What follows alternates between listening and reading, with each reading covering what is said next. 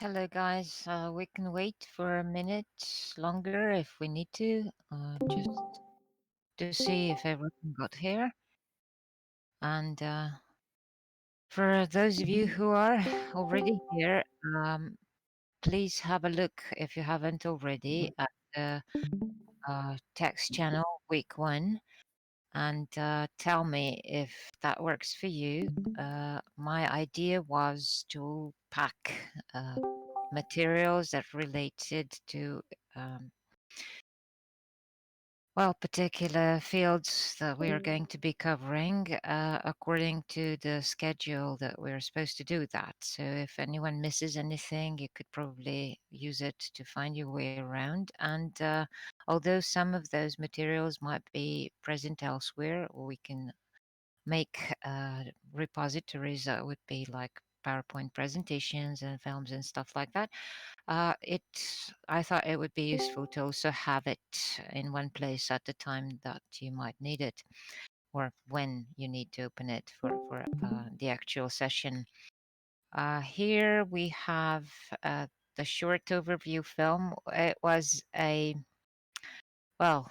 Um, an interesting experience for me to actually choose enough material for up to 10 minutes of video. And if you had a look at the PDF that follows, which is a PDF made from PowerPoint, it has over 60 slides. We'll talk about it tomorrow.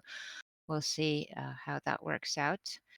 Um, for today, we have a PowerPoint and one image that is a poster for Hamlet performance, 19th century Hamlet in Novi Sad. Um, I wonder if you could tell me, do PDF presentations work better than PowerPoint files? Can you open each and every one without any difficulty? If you do experience some kind of difficulty accessing the information, please let me know. I can work it out in different formats, and I know not everyone has to have everything installed. Okay, so I think if anyone wishes to join us, they will do that at a later point, and we can go to our presentation for today. Okay, so we are going to start by looking at a literary text, and we're not going to go into so many details about the concept of literature, but we're going to just touch upon it. So the idea here is to look at the literary text as something that is not really fixed. It does not contain the message that is ingrained and ever present and same, but it rather establishes its meaning in a sort of a negotiation between producers, receivers, and the rest of the world, or the rest of the factors that might be present either at the time the text is created or at a later point, and how those affect the how the text operates within a culture, and those elements would be the focus of today's talk. By the way, I am in presentation mode, so I can't see any messages. If you wish to say something, please feel free to unmute yourself and say something. Interrupt me as we go. So we are dealing with, on one hand, producers and receivers, and on the third point, we're dealing with the rest of the world, or the factors around it, surrounding it, providing context. Um, Literature is one of those concepts that we don't normally think much about, so we instinctively seem to know what that is. That is not, of course, based on any objective circumstances, but rather on the cultural conventions. We are taught to actually recognize works of literature, and recognition of it actually is based on conventions or previous experience that we had, or that someone tells us, so authority, which tells us which text can and should be considered literary. But one thing that we never question is that it really is a text. Most of the time, generic concept of a text means that it is a structure based on words that is verbal in nature. Most of the time, we will consider a text only, so a verbal text, only things that are written down. Spoken texts are not normally a part of this denotation of what the text is. And also, audiovisual or combination of images and words are not generally conceived as a text, so some kind of a um, generic notion of what the text is. So when we consider what literature is, we actually consider, or most of us do, that it would be a conventional verbal in nature text which is written or printed, therefore finalized in form. And therefore, we could fall into a trap of thinking that it is an original version, the only version, and that it also has a preconceived idea or that it conveys, so kind of meaning that is already there before we start reading. We will try to reverse those thinkings and to try to figure out other ways to approach the text. Another another feature of a literary text is that it should be creative or imaginative. Therefore, it is also a trap of thinking that it belongs to a genius. So it sort of came out of a genius mind. Sometimes it does, but most often it doesn't. It actually relies on a lot of collective knowledge. Literary texts are by definition fictional, and tomorrow we will discuss in more detail what it is that fictional means, how it relates to reality, and how it relates to realistic representation. Um, Texts usually have sources like authors. It could be an individual, it could be a collective, or it could be a collective of individuals, if you wish. But sometimes it is very difficult to pinpoint the origin, and we'll see how that works. Rarely it is a single person or a single mind, as it has the audience, which is rarely a homogeneous group of people or homogeneous in any sense. It could be historically distant, so distant in time, distant in space, differentiated according to different backgrounds or cultural um, histories and things like that. So the same text can operate with very different contexts and result in very different meanings. So these are the focal points that we will involve when we talk about our analyses of, or our learning the tools of the trade, or our learning how to approach a literary text in general. So what it does, so far we figured out what it is, or what we are taught it should be. Let's look at what it does. We will approach it. It does a lot of things, but we will try to focus on what it communicates.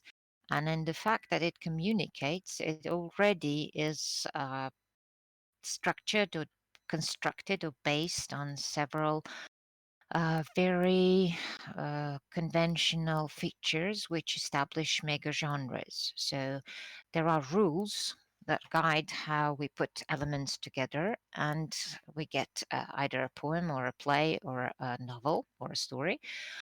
And you can actually exercise how the same idea can actually be materialized in different genres.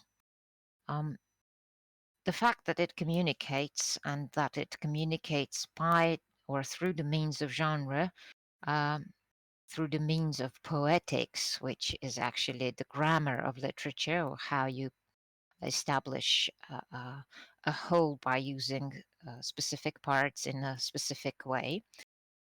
It already tells us that texts are not random, that they do not exist in a vacuum of their own, and they're not just the creations from nothing by a genius. And that most of our understanding of literature is also something that is uh, collective or shared.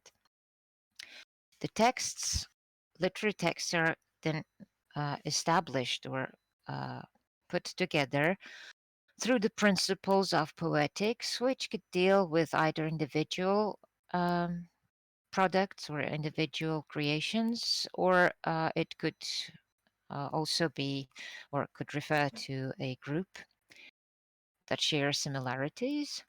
And literary texts have a purpose to also establish an aesthetic effect. Aesthetic?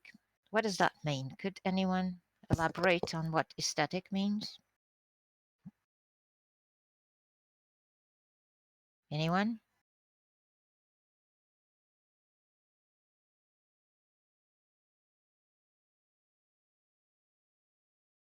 No?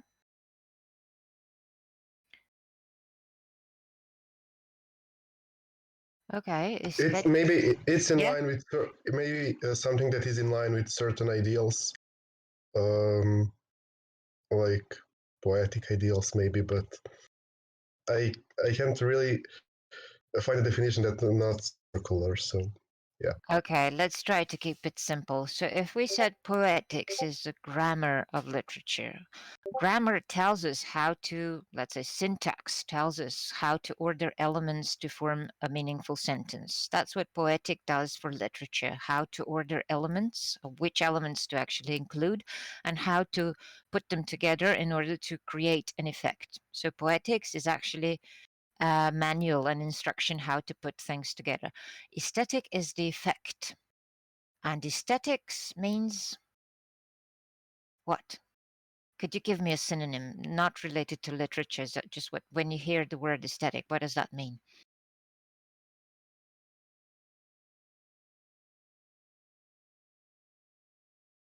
Don't Google it, just tell me.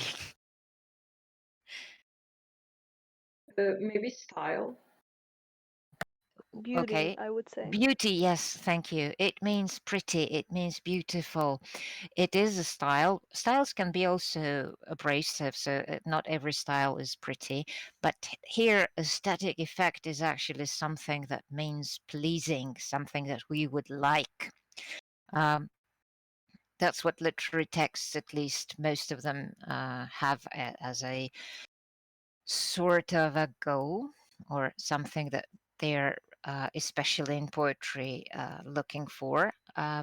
Pleasing to the senses, or e- elaborated or extended into something that would be approved or something that would be liked. But later on, we will notice that this effect doesn't always have to mean pretty, but just to sort of have this response that would be either emotional or sensual. So something to respond from a response from the audience, even if it is different from them being very happy about themselves.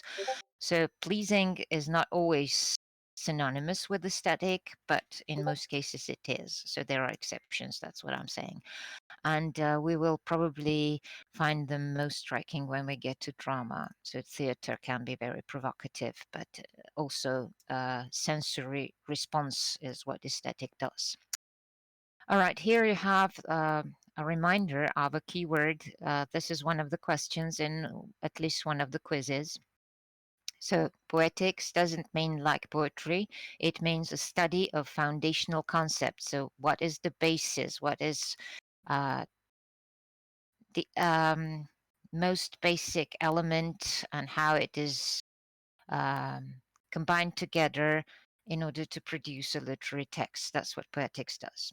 It analyzes foundational concepts.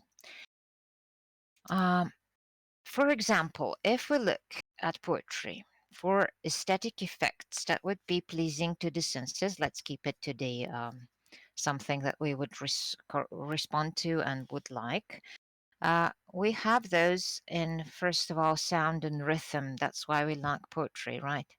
It has a specific features, it uses the specific features of a particular language to establish something that would be pleasing to hear.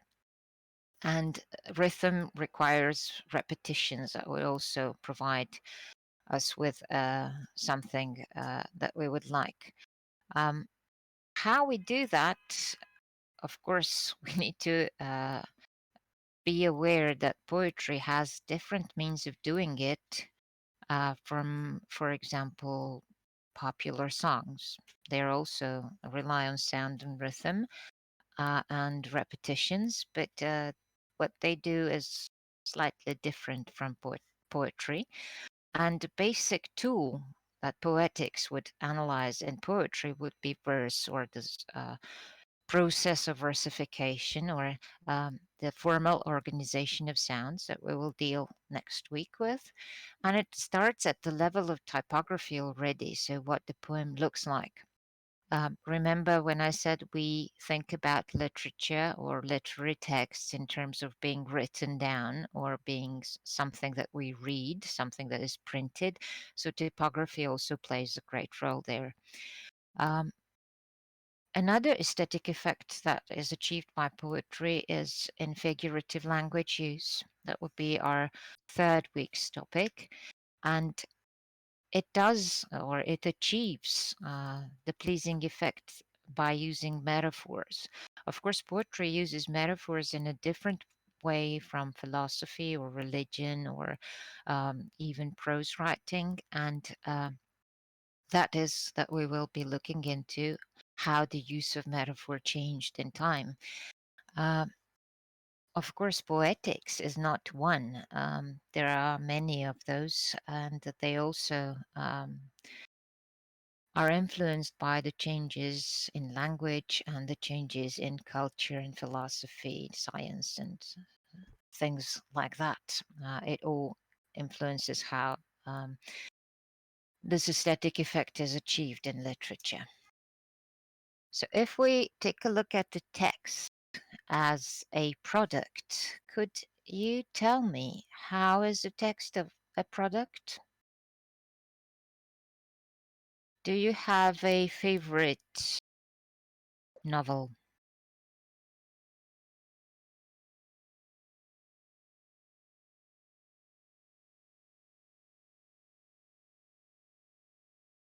How do you understand the word product? Well, a product is something new that is being created. So every text is some kind of a new product. Okay, so it is new, but it is also meant to be. What do you do with products? It's meant to be used. Used or consumed. So something that has a final um, user in mind at the point of creation. Um, what could that mean? That means that what is in the text is a result of processes that actually tell us who are the people involved in making it, but also who are the people meant to consume it or to read it or to perceive it or to be attend a performance or watch a film.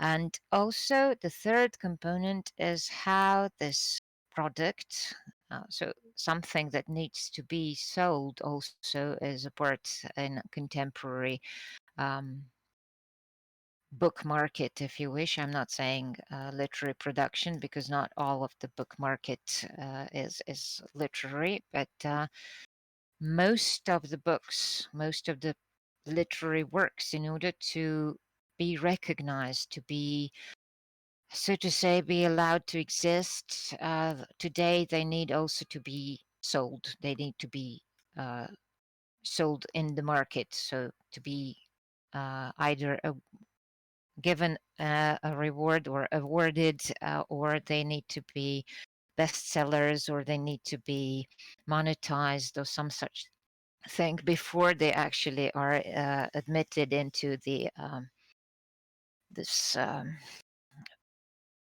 group, or this privileged section of being literary canon or being literary works of value.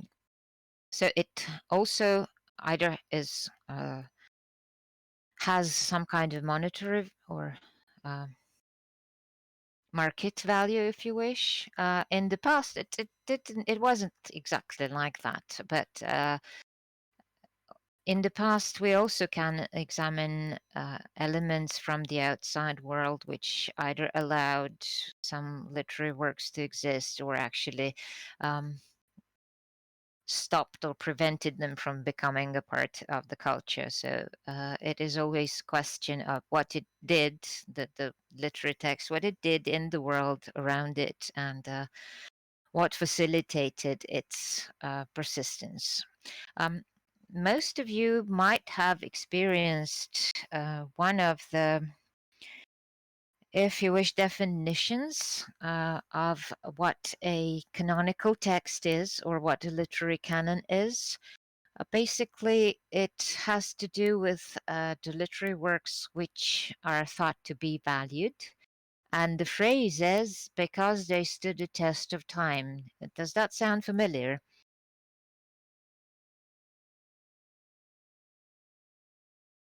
Sure. Yes? Okay, so that goes for the most of the literary works that were in your reading list in high school, I suspect, that they stood the test of time. Um, it you will find out that a lot of works, in order to be allowed to stand this test of time, need to be allowed to exist in the first place. So that's where this whole host of studies that are against structuring literature into canons actually starts from. So that all goes into the processes that are around the text. So when something comes into being as being written down and produced, or becoming a product, it usually is not a fixed thing as we might think in the first at the first glance. Um, as language changes and time goes by, uh, the versions of the same text, and that goes for Shakespeare in particular, but for other texts as well that probably belong to the oral traditions. Um, Actually, just writing it down becomes an act of mediation. So, changing the medium from oral to written is a process of transformation, and the text becomes changed. Can you think of any other process of mediation that would affect the transformation of the text? So we have a text in English, let's say in Middle English, that becomes a text in contemporary English. Already there is a change. Or we start from Anglo-Saxon poetry, which was in tradition oral poetry. At the point it's written down, it becomes fixed. It doesn't allow for um, variation as the oral tradition allowed. So it is changed, transformed. What happens with the text when it becomes globally present? Maybe translations into other languages. Exactly. So translation into other languages also means adaptation to the cultural standards and cultural history of those languages. And sometimes it alters the text so much that it actually inscribes portions in it that were not there in the, if you wish, original versions. All right, so that brings us to the question of who the producers of texts are. We would say writers, but here we have a division that's actually coming from your book, Introduction to the Studies of English Literature and Language. Um, division into producers who add expression to the text and those who deal with its design. So writers do actually come first, but the portion that they occupy is not entirely that big as we might expect. So we have writers of a, let's say, play or a novel, or screenwriters who write scripts for films. And then we have, in cases of drama, for example, a host of artists that are actually participating in the creation of those scenes, material creation. So from makeup to and costume to the set designers and light and sound designers and so on and so forth, and they all participate in how the text is going to be addressing the audience. Directors there are actually function as factors who would actually create this unity out of many elements, but they also represent a sort of a consciousness that filters out elements that uh, of their choice, so to say. So something that they want, they filter it. They filter out everything else. If we are talking about how a book, let's say a novel, is being published, we need to pay attention to the publishing houses. Uh, they might have financial goals in mind when they invest in a writer, and therefore they might adapt, either ask for adaptations of texts. Also, publishing houses hire editors who are a sort of filter minds who filter out the text after the author finishes with it, or so help the author filter out elements, so make it better, improve it, or at least that is the goal.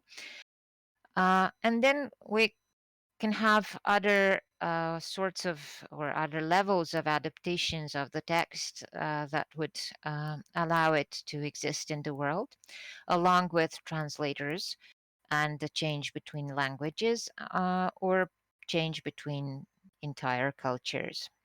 So all of this is actually a part of production. And although most of it won't be that visible as authors are, it all plays a role, and sometimes it plays a deciding role. Um, I don't know how many of you would know this curiosity. You'll probably learn about it next year, but James Joyce could not publish Ulysses. Do you know that? One of the most important novels of the modernist period was James Joyce's Ulysses. And he struggled to actually publish it because nobody wanted it, because it contained, well, elements that would be considered inappropriate for the times. So at the time, Joyce was an English teacher. Yes, Nevin. I'm sorry, this was an accident.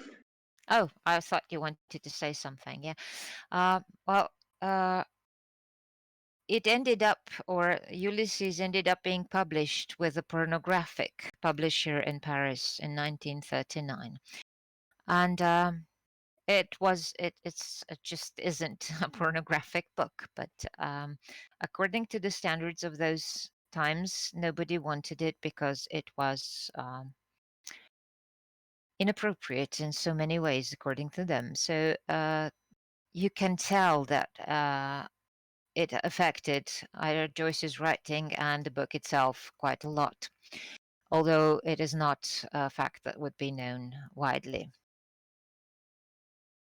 Okay, so producers are actually related or need to have in mind the receivers, um, who are actually very heterogeneous, different audiences looking for different effects in the text. They themselves can be reproducers, so can use the material again into producing something else. Also, when having audiences in mind, especially when it is a sort of a mainstream product, either literary text or whatever comes out of it in terms of audiovisual material. Uh, it has either in its form or in its content several clues that would point to in the right direction, or sort of lead the reader to the desired conclusion or desired interpretation of the text, and that is called overdetermination. So when several factors participate or take the reader to the desired conclusion, uh, that is called overdetermination. And it is in the process of communication something that prevents you from missing the clue. So that's why you have so many. It operates similar to street lights, but we'll talk about it sometime later. Why do you have a yellow street light? Is the question of overdetermination. So somehow telling you the same thing over and over again in different ways. Of course, that's one element or one aspect of involving audiences. And that is the one that can be seemingly controlled by the producers, whether they're authors themselves or the production, publishing houses or production teams. However, it could happen that the audience might actually come to a conclusion or to an interpretation that was not foreseen by the author or the production team, and that is maybe even contradictory or opposite from what the author wanted. And those readings would be called aberrant decodings. So something that could be um, misread from the point of the producers, but of course, readers would not not understand it as misreading, just a different reading, unforeseen reading. Um, how the book or how the text relates to the rest of the world is actually um, establishing the frame of reference to different social aspects or aspects of life or realities, social, political, and others as well. And it actually can change with time and space, and both time space continuum as it moves, and it could be understood in different ways. Um, the text itself moves in time and becomes sort of modernized or becomes more contemporary for for it to be adapted to the contemporary readership. If you compare, if you put together the line of different hamlets, for example, from 17th century until today, you would not have a one original text, but you would be able to talk about series or versions or a list of varieties of the same text. And all of these would be something that you could call the original or Shakespeare's versions, but they would have to be in plural. So, if we look at the Hamlet, I suspect all of you have read it, yes? At some point. Yes? Yes. Yes. Okay. Um, have you seen it in theater?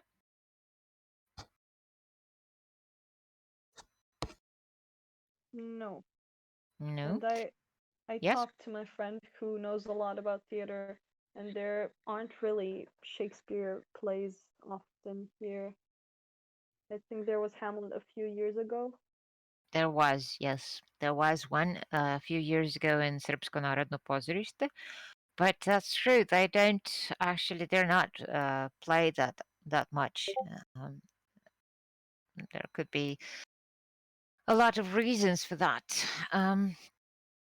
There was okay. We'll talk about it when we get to to the drama part of our course. But British National Theatre has a YouTube channel And if you're interested in theatre, I would recommend for you to check it out. Sometimes on torrents, you can find recordings of the plays. There is a Hamlet played by Benedict Cumberbatch. It was a few years back. But not so much in Serbia, that's true. Um, so if we look at the Hamlet, if we look at Hamlet as a literary text, we look at it as a product, usually something that would be seen as a verbal text, as I said, printed and in words rather than in any other format. And well, I suspect you already know this, that there are three printed versions that are very different from one another, and that neither has any kind of signature from the author. So these are the what these look like. The first one from 1603 is called the Bad Quarto, and the one from 1604 is the Good Quarto, and the third one is from 1623. First folio, it's a collection of Shakespeare's works, and these three are also quite different in terms of who the audience for that would be. So the first Bad Quarto from 1603 and the second one as well, they're both transcripts from a play.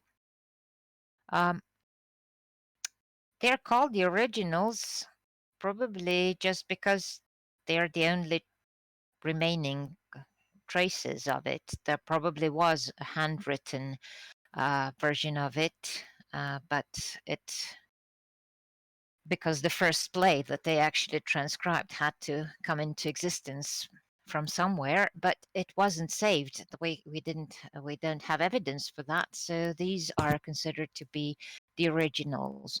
The first and the second quarto are actually meant to be a sort of tool for the theater, for the actors to learn the lines, and uh, they are printed on on a smaller format.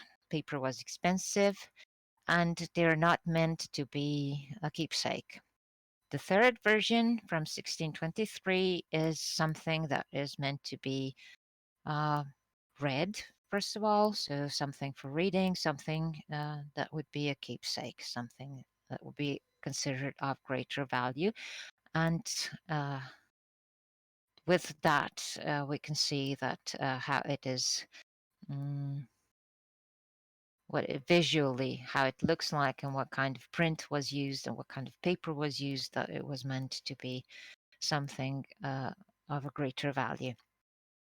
Um, when you look at the texts, or the first two at least, um, you can also notice that there is something wrong with the language, right? So when you get to read Hamlet, would that be the version to choose? Would you take the 17th century text? No. Why not? Well, It's it's usual. complicated. Okay, it's complicated. What else? We're not used to it because we speak modern English, so it's very different. Okay. When you say we're not used to it, that actually means that we Um, don't. Yes. it's just that we never used it and we don't really know what's supposed to be what. So this is not a language anyone uses currently, and you would need formal knowledge, so formal expertise to be able to tell what, how the language changed from Renaissance to present day to figure out uh, the meaning of the particular words, or then the particular structures. Probably there is more to it than just change in spelling and pronunciation. There would be probably something related to semantics, lexis, and grammar as well. And it's a whole new ball. So now we are not talking about understanding Hamlet in a context, but we're talking about understanding language at all. So someone else did that for us. And in between 17th century Hamlets and today, we had many, many versions of or adaptations into the contemporary versions of language. And as if you remember, every mediation is transformation. So the text was a bit changed a bit by bit. So it's very difficult to actually speak of any original, if you wish, or English original, unless you actually do a parallel language history study and so on and so forth. So it becomes a science, not reading. As a play, Hamlet also existed in an earlier play written by Thomas Keat. There were apparently Shakespeare's versions before the first quarto performed, so before they actually transcribed the play. Um, how it was different between the theaters performing it, were there any many theaters performing it at the time, how it changed in the course of history towards contemporary times, how the story of Hamlet actually was parodied, rewritten, made into film. There was a version of Hamlet in Srpsko narodno pozorište where Hamlet was a girl. The text was altered and in the contemporary setting, and Hamlet was a daughter, not a son. And also there are shifts of focus with the play by contemporary or 20th century play by Tom Stoppard, Rosencrantz and Guildenstern Are Dead. It was made into a film. Has anyone seen it? Do you know who Rosencrantz and Guildenstern are? They are the characters in Hamlet. What kind of characters?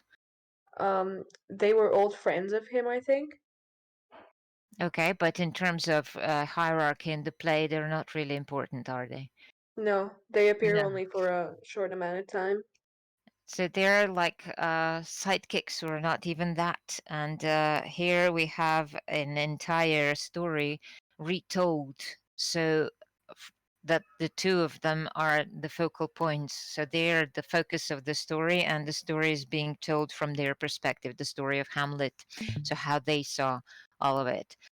Um, that is a play and also a film. And we also have something that from our own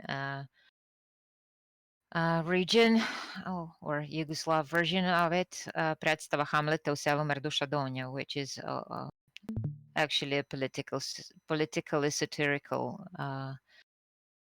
film that actually deploys or uses the text of Hamlet as well.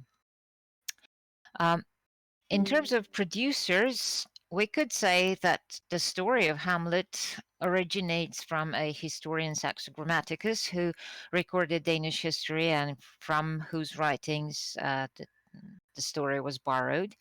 We could say that along with Shakespeare, we could list Thomas Keat as the author, and well, perhaps all of these participated in the performance that was the basis for the first quarto, and so on and so forth. So you can argue a lot of things about Hamlet as well, a host of producers. When it is not just important for the English literature, it is important for, well, most of the people belonging to the Europocentric traditions, and therefore most of the literatures would have it in their own languages translated. So do we. So this is a translation from 19th century translation uh, by Laza Kostic, which only tells sa anglesku preveo. Um, can you tell me why would that be important at all?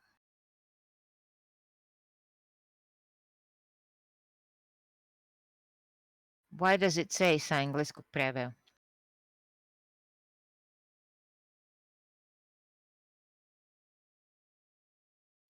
Why would they, at least at the time, why would it be translated into Serbian?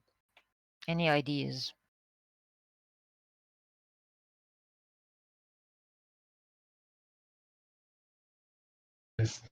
Because it is important who the translator is, because he can put certain changes according to his own opinions, maybe.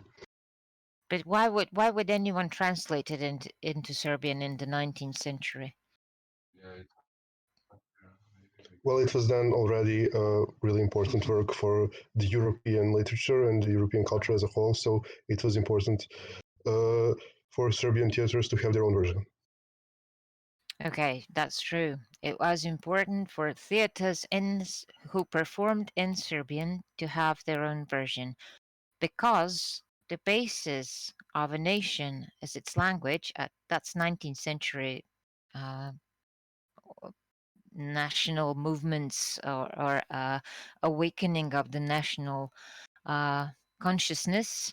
So to have a language and to have the literature and the theater as institution, so the performances performed in the language of the nation. If we look at the historical circumstances, you would probably discover that Novi Sad wasn't in Serbia, and that Laza Kostic was actually a citizen of Austro-Hungarian Empire, and that if you look at, let's try to change the screen to the poster.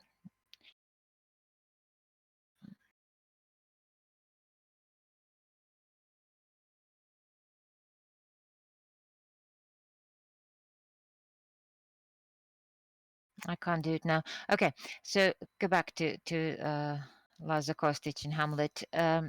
It was important at the time to have the text and to be able to perform it in Serbian language. Of course, English is not as close to Serbian as German, for example. And at the time, there were a lot of translations that are done from the German translation of Hamlet. Here, the peculiarity that it says explicitly that it's translated from English is the idea that so sort of a transferring the idea of the originality. Um, of course, the verse and the features of German language could be different, or that there could be a lot of transformation already involved in German translation. And that's the idea of establishing direct link between Serbian and English rather than go through the intermediary of the dominant German at the time, which is also a political feature or influence from the politics. Um, that's about translating. So it doesn't really relate to the content and how it also has a lot of features that could be discussed there. But just the fact that it says it's from English and not just a translation by or not just a text produced by someone. Uh, it gives us a hint of the circumstances of how it operated in the world, or what meaning it had, this particular text, on the world around it. So the receivers are actually different, a heterogeneous group of people already in the 16th century audience who went to the theater. You've probably seen the Globe Theatre, what it looked like, and you've seen, well, at least fictional representations in film of Shakespearean theatre, that it was something that did not differentiate that much between the audience, or there were not different seats, or there weren't seats at all. They were standing around the stage, and that the formation or the structuring of the space influenced how the performance is being um, designed.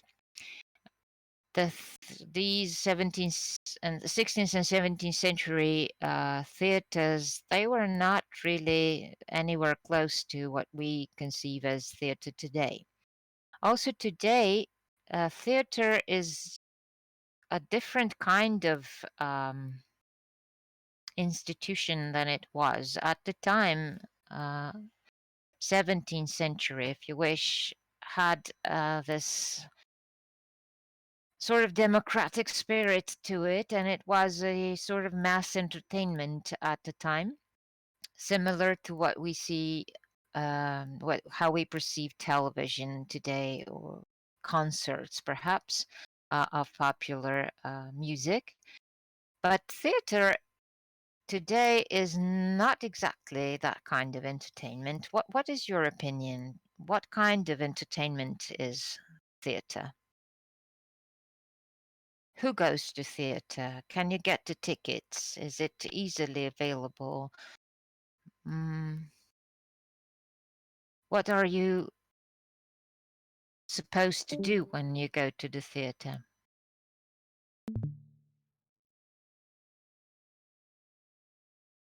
Well, especially for famous I mean, plays, it is quite it easily available, but also not everyone Uh, goes to theaters. whoa, wait, something just boomed. I think Dunya started something. Could you go, Dunya? yes, yes. I wanted to say that for some famous plays, it's actually hard to get tickets because they get sold very quickly. And I'm not sure about Novi Sad, but I don't think you can actually reserve them online.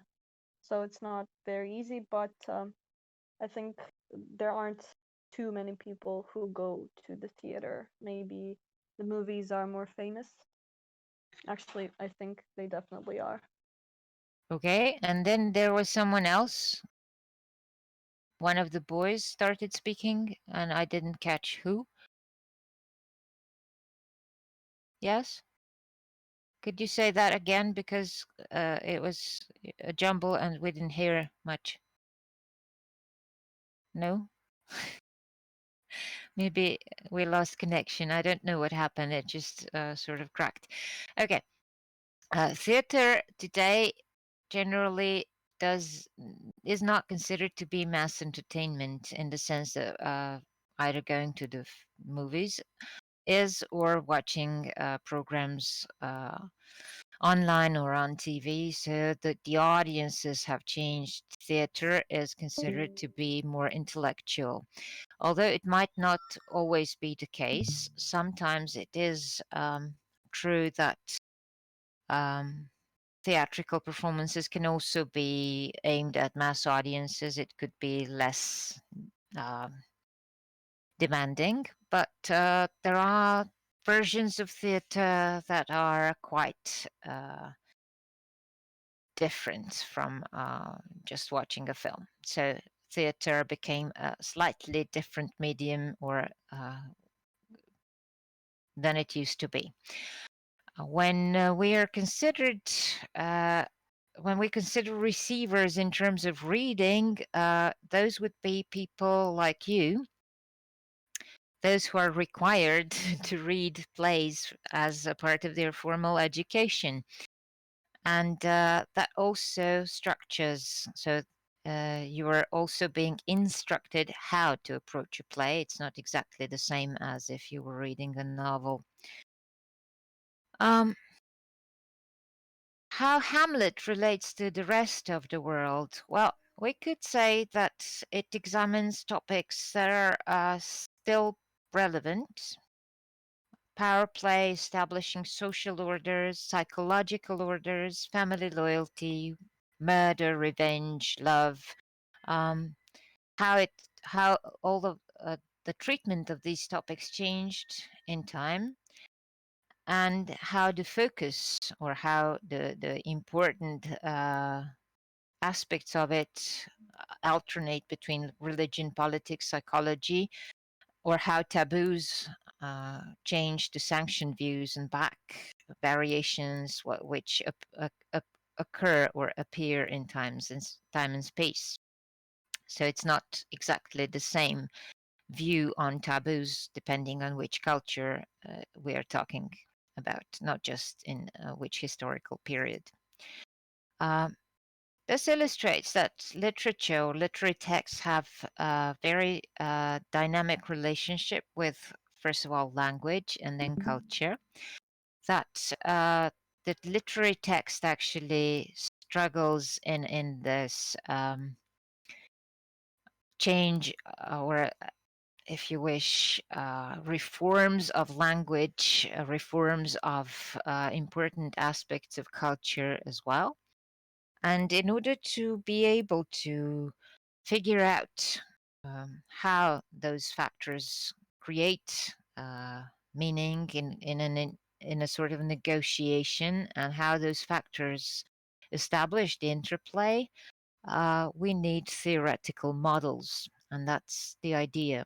So, not really taking it straightforward, but trying to go one step back and figure out what processes and forces established the text themselves and how these are maintained in time. Okay, so first of all, now I will try to find the image of the poster and to change to that to try to figure out some of these important changes or interplay of factors. Okay, you should be able to see this poster. When you look at it, what strikes you as unusual?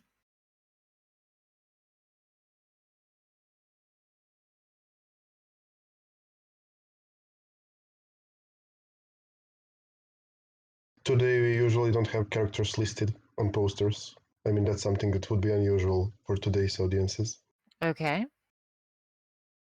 So it would not be a part of the advertisement. Also, there are no pictures. And if this is a poster, you would expect it to have some kind of visual information today. If you read the date, it says utorak 19.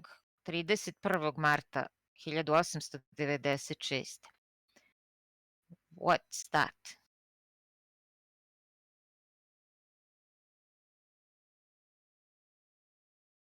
Is it announcing one performance or more than one? I think it's one, and there are two different calendars. So Mm-hmm. So this actually tells us about the use of calendars, about the sort of real world elements that there were two calendars used. It also tells us pre polaska pozorišne družine na put, poslednja predstava. What does that tell us?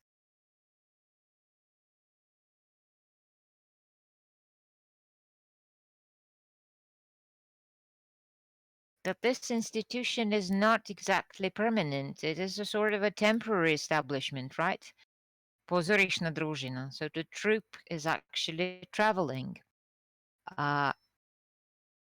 We have the information that they are performing according to Laza Kostic text, but also that it was adapted for the stage by a Hadžić. And it tells us Pera Dobrinovic. There's one of the scenes, one of the rooms in today's contemporary theatre is called Pera Dobrinovic, if you remember. So he was a director at the time. It is printed in Cyrillic, and at the bottom, what does it say?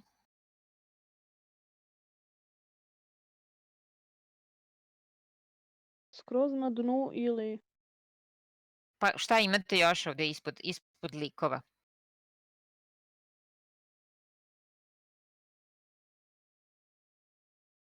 u novom modelu koje je naročito za ovaj komad zgotovljeno po uzorima.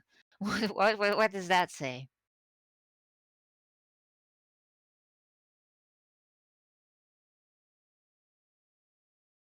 It's a sort of a proto announcement of a costume design. So it says that it's going to be a costume drama. Svirači zbor pukovnije sviraće, pa sad spisak šta će sve svirati. Sort of invitation to achieve more appealing effects. So there will be music as well. I onda imate podatke o pretplatama. So this actually tells us how this particular literary text operated. Yes, was there someone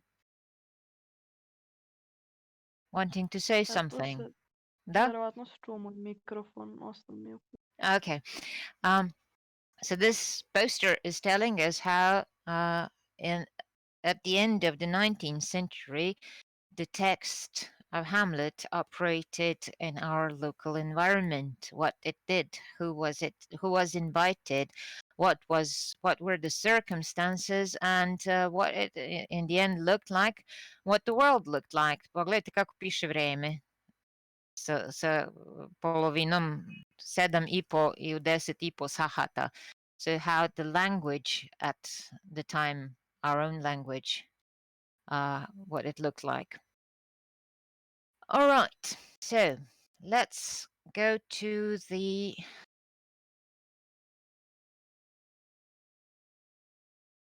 periods in literary studies. Okay, here we have in your workbook periods of literature listed in terms that it starts with classical period. Oops, sorry.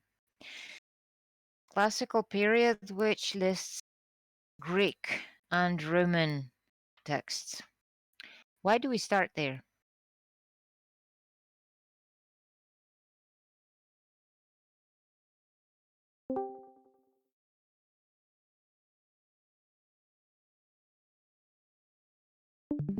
It is a sort of convention that tells us something about us. It is just one possible version of literary periods, or the focus or the division into literary periods. But this one in particular starts with Homer, and later on moves to classical Greek and Roman period, because this is very European tradition. So the European tradition of literature is also linked to the European tradition of philosophy and generally civilization, which begins with the ancient Greece. If we were in a different part of the world, we would probably be,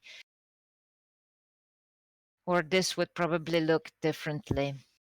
Also, it focuses on the materials or the texts that are known to us and that are, of course, recorded much later from the moment they were created. Um, Greek and Roman periods will become very important for the neoclassical period for us, so we will not actually focus on this. Rather, we will just be reminded of it at a later point. However, the medieval period is very important for the English literature or literatures in English, Old English and Middle English equally. And it will be very important for us next week to discuss the kind of verse, which is highly dependent on the kind of dominant language. And for the period of the Old English or the Anglo-Saxon poetry, you probably read Beowulf, yes? Yes. In which versions? The translated one So the contemporary. to modern, yes. Mhm. Have you listened to the Anglo-Saxon? No. No. Okay. Uh, we will, of course, go there next week, and we will listen to the well, supposedly Anglo-Saxon reading. I suspect they sort of recreated it based on something. In order to understand how diverse created this aesthetic effect or the pleasing effect in terms of rhythm, repetition, and accent uh, or stress. But that is also something that is very much in the tradition of Germanic languages. And that's why it's so important. So, not so much what it is about, although it is also part or it is a part of the world of the Anglo-Saxons. But we also need to know what was going on in history in that period. So it's not always necessary to go into details to know years and to be to read historical documents, but we could just rely on, let's say, fictional representations of it. So the TV show The Vikings would be a very useful point to sort of glimpse into the history of England. And there is another TV show which is actually focused more on England. I'm not sure what's it called, but it focuses on King Alfred and the Norseman invasion, so the Danelaw, and how the two tribes interacted, and also how it affected the language. So you can also observe how it affected the language, and that, of course, ended or sort of changed again or suffered heavily when the Frenchman came, or William the Conqueror came in 1066, because with him came not only French nobility but the French language, and that actually altered uh, the rhythm and the stress of the language itself, and therefore Chaucer's verse is quite different from the Anglo-Saxon verse. And the reason for that would be, among other things, in the change of the language. Um, of course, moving on to the Renaissance and Reformation, the language evolved again and sort of established its stable um, rhythms or stable forms of rhythm and stress and intonation. And in all of these periods, the dominant genre would be poetry, whether it was first in the oral tradition and recorded later, or it was written down in the Renaissance period already. In the Renaissance period, poetry was a part, or making poetry was a part of educational process. So people who were schooled were also taught how to write poetry. Um, we can observe the dominance of the genre all the way to the Victorian period. So, and probably there existed other genres as well, but they're either not dominant, not present enough, or they are not preserved. But here we had conquerings or the acts of invasions that actually affected language. But in the Renaissance period, we have other elements that affected language and literacy. Can you think of any?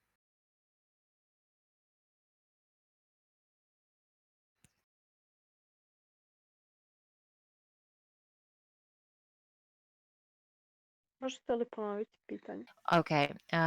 What influenced language and literacy in, let's say, 15th century onwards?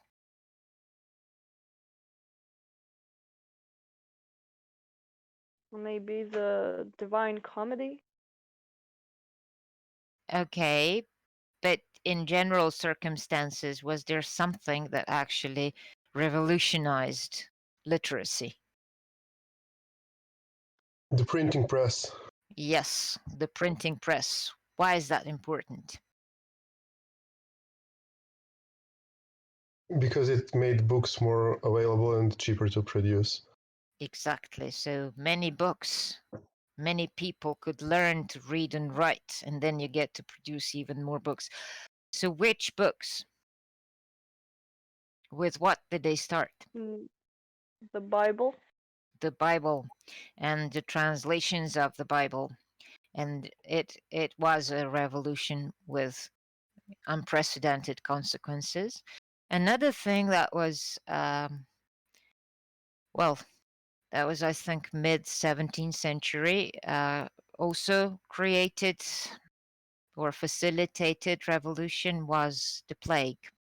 It was an epidemic that actually decimated population of Britain, which allowed people who were serfs to abandon their the land they were tied to.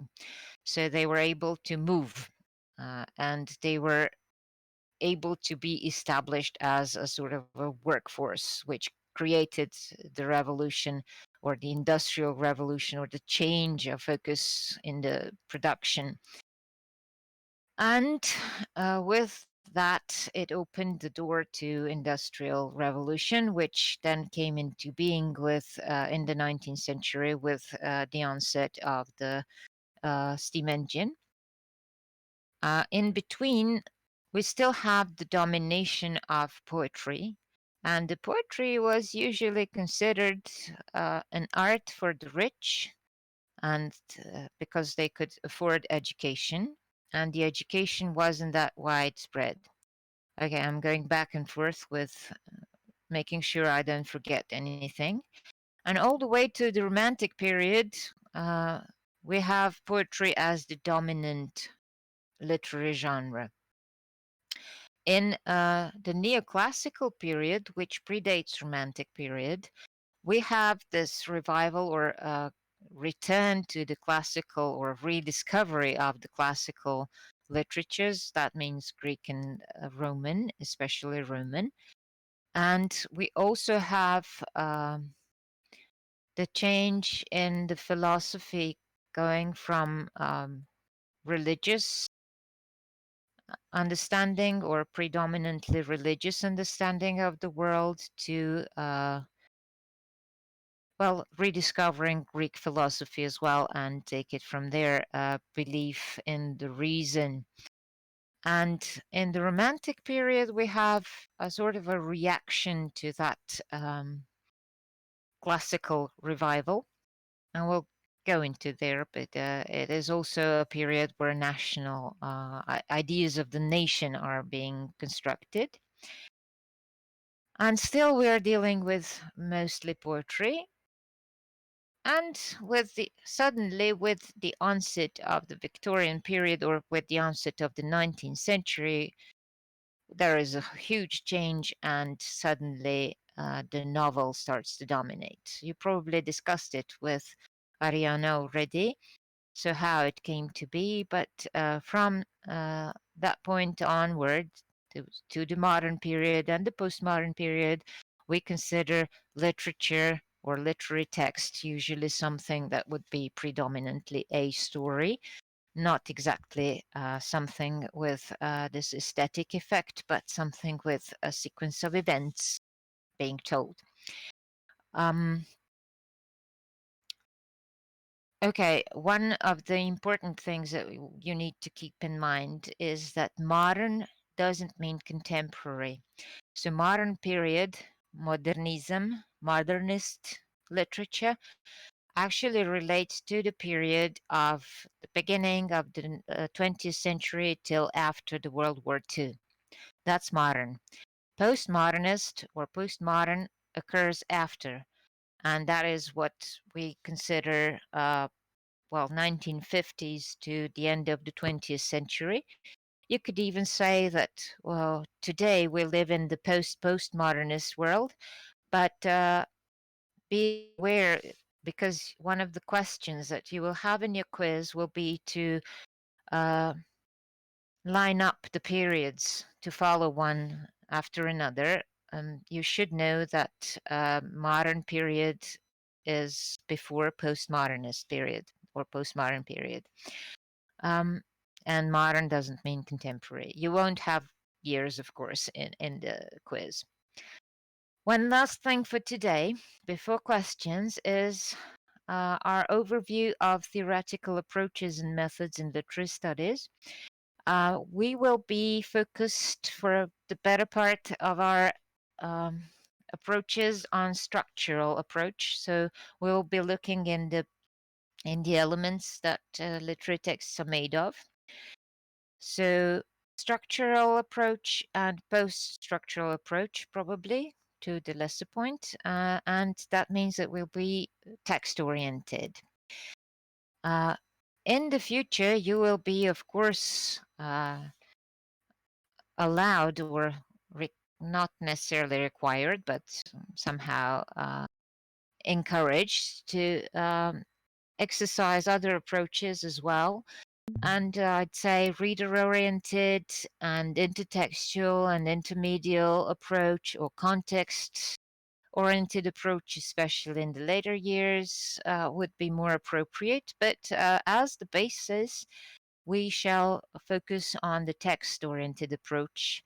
Um, Probably looking into close reading as a technique in the functions of language and ideologies that actually are within the text, showing the hidden meanings in the text, so deconstruction, um, and probably not so many as listed here, but elements of creation, so elements being and the processes being used in order to create a work of literature or a text of literature.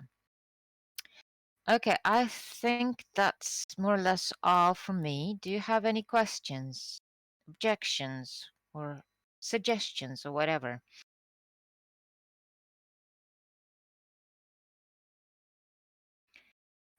Did you manage to find everything that I stacked here in Discord? Was it okay? Yes, it's well organized. Thank you. Okay, if you consider something like unreadable, can you open PowerPoints? Yes, we can. Yeah, okay, good. If something happens, it doesn't work for you, please let me know. For me, this looks great. But it says I have new unreads. What does that mean? Oh, okay. Uh, Dunya asks, da li se prekinulo? Is that like current? Yes, it is. We are online still. Um, okay, so if something happens that you can't find the logic in it, please let me know. Because for me, this is something I know how it ends and it looks logical, but it doesn't have to be the case. I might not be able to see. Uh, okay, tomorrow we will be talking in more detail on how to study literature. I hope my next week's video would be even better than this one. This one I'm not really happy about, but I couldn't do much better with the resources I had. And okay, that's it. Well, I'll see you tomorrow at 10:30. Yes, yes, that's right. Do you have anything yet? No. All right. See you tomorrow then. Bye bye.